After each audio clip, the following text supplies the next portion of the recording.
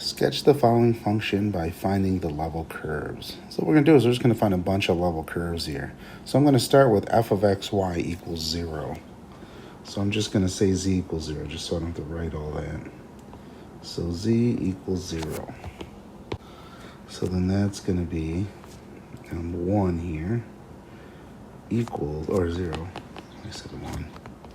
0 equals square root of 4 minus x squared minus y squared. And then I need to square both sides here so I can get to that underneath the square root there. So that's going to be 0 equals 4 minus x squared minus y squared.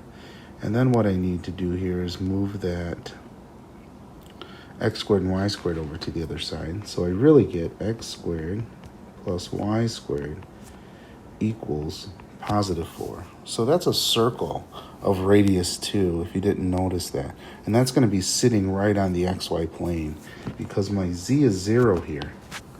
So I'm just going to draw that out. So there's my first one. So I'm going to get rid of this other stuff here just to get it out of the way because we're going to need some space here. And I definitely want to get this all on one page if I can. I'll move this all over too. Let's get as close as we can to that. I think that's about as best we can do. Because we're going to try to graph the other one as well. So now I'm going to pick z equals 1. So for z equaling 1, that means we're going to get 1 equals square root of 4 minus x squared minus y squared.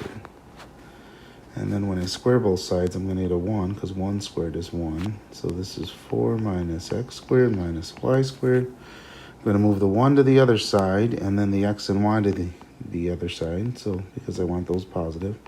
So I get x squared plus y squared equals 3. So my radius of this circle here would be radius square root of 3. So if I wanted to write this in the form so you can actually see the radius, oops, I would write it that way. Oh, not 3, 2. So that's what it would be. So let's graph that one now. So now for the third one here, let's go with z equals 2. So at z equals 2, I get x squared plus y squared equals, and I should have used a different color, but that's okay, 0. So that just ends up with a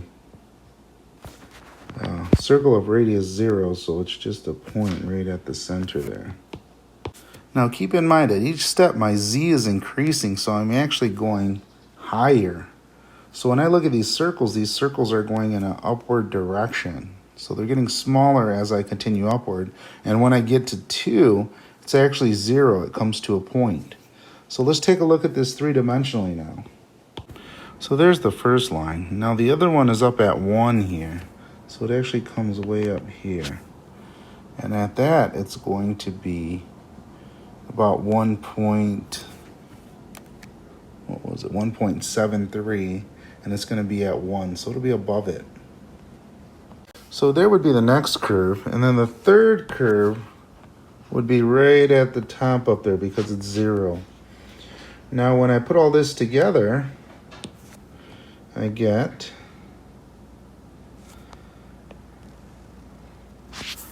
this half of an circle, a sphere, excuse me. It's the top half of a sphere. That's what it turns out to be. Now, I wouldn't have to graph this three-dimensionally, but I did want you guys to see what that kind of looks like and kind of how it plays together here. But what I'm looking at here are those level curves. And if I threw it three-dimensionally, this is what it would look like. It would just be a skeleton of that sphere, the top half of the sphere. Hopefully by the level curves, you could visualize what you see on the right here. And if not, that's okay, but it really should develop a little more as we continue in this course.